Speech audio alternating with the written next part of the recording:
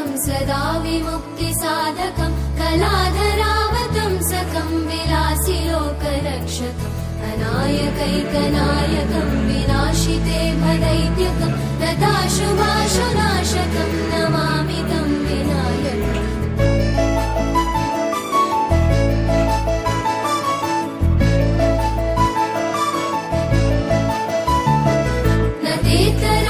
भीकरं नवोदितार्कभास्वरं नमत्सुरारिनिर्जरं नदादिकापदुद्धरं सुरेश्वरं निधीश्वरं गजेश्वरं गणेश्वरं महेश्वरं तमाश्रये परात्परं निरन्तरं नमामि तं गणाधिपम्।